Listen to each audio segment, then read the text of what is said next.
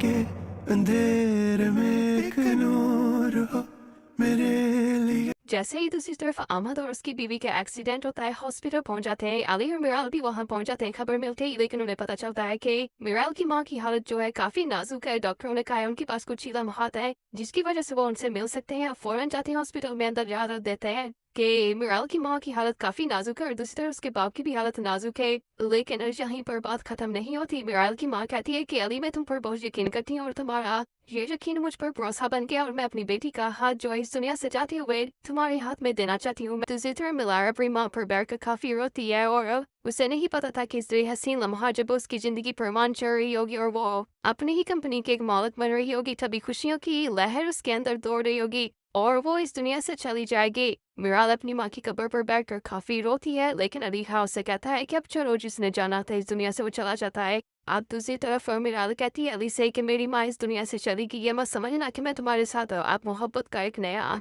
खेल खेलूंगी। मुझे तुम पर भरोसा था, जिस भरोसे को तुमने बहुत पहले ही तोड़ दिया है। मत समझना कि मैं तुम्हारे साथ अब पहले जैसी रहूंगी। अब ऐसी बात नहीं होगी, सिर्फ मैं अपनी माँ के वादे को पूरा करने के लिए तुम्हारे साथ रहूंगी। अब इसी चीज का फायदा उठाते हुए मिनिस्टर का बेटा अहमद और उसकी बीवी को कत्ल कर देता है, क्योंकि वो गाड़ी से एक्सीडेंट करता है उनका। लेकिन अली को अभी तक ये नहीं पता इन सब के पीछे कोई एक अहम हादसा नहीं बल्कि ये एक चाल है। अब अली की जिंदगी में मिराल की खुशियां जो है वो खत्म होती जा रही हैं। अली अपनी जिंदगी को बर्बाद करना शुरू कर देगा, लेकिन उसकी दादी ये देखकर काफी हैरान हो जाएगी और कहेगी कि अली बेटा अपना ख्याल रखा करो। लेकिन अली कहता है जिसके लिए मैं जीता था आज वो भी मुझे छोड़कर चली गई है। वो मेरे से मोहब्बत नहीं करती, भले ही उसका जिस्म मेरे पास है लेकिन उसका दिल और उसकी फीलिंग्स मेरे पास नहीं है। मैंने अपने आप को खुद ही बर्बाद किया है। मैं नहीं जानता था कि इस तरह मैं जब मैं से अपने आप को इजहार करूंगा तो वो मेरे साथ ऐसा रिएक्ट करेगी। क्योंकि दोस्तों, इंसान का भरोसा ही सबसे बड़ी चीज होती है। चैनल को सब्सक्राइब, वीडियो को लाइक, कमेंट सेक्शन में मुझे आप बताइएगा कि शुदाई के अलावा आप कौन कौन सा ड्रामा देखते हैं और क्या शुदाई ड्रामा आपको पसंद है या फिर नहीं, कमेंट सेक्शन में जरूर बताइएगा।